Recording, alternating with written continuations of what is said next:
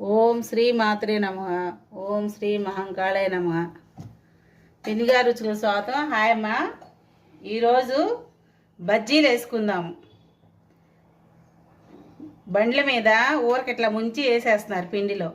అట్లా కాకుండా మనం పాతకాల పద్ధతిలో చేసుకుందాం బజ్జీలు. దానికి కావాల్సినవి బజ్జీ మిరపకాయలు,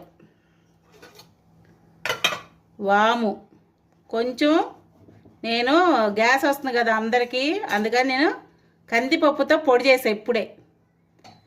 ఆ పొడి ఇదేమో సోడా ఉప్పు, కాస్త ఉప్పు మొత్తం కలుపుకుందాము. ఇది కందిపప్పు కొంచెం బియ్యం వేసి నేను పొడి పట్టాను, అదనమాట. ఇది ఇప్పుడు ఇవి చాక్ తోటి ఇట్లా చీల్చుకోండి.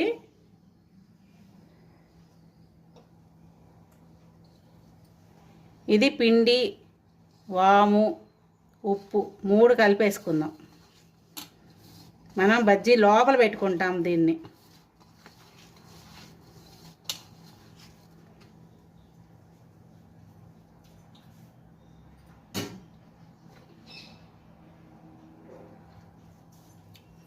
కొంచెం పెద్ద ఉల్లిపాయలు వేసాను, కొంచెం 2 చుక్కలు నిమ్మరసం,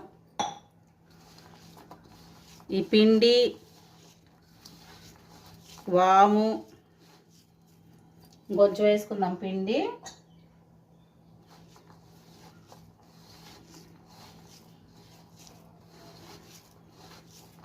ఇవన్నీ బజ్జీ మిరపకాయ లోపల పెట్టేసుకుందాం మనం. దీన్ని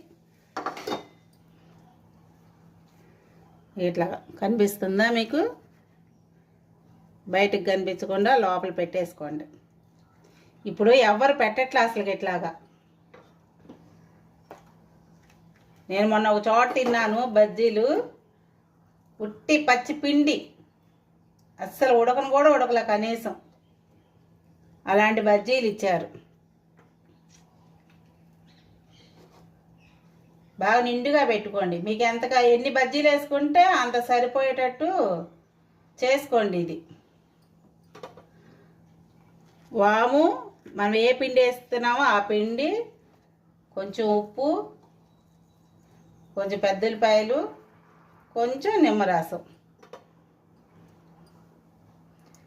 నేను 8 మిరపకాయలు పెట్టుకున్నాను.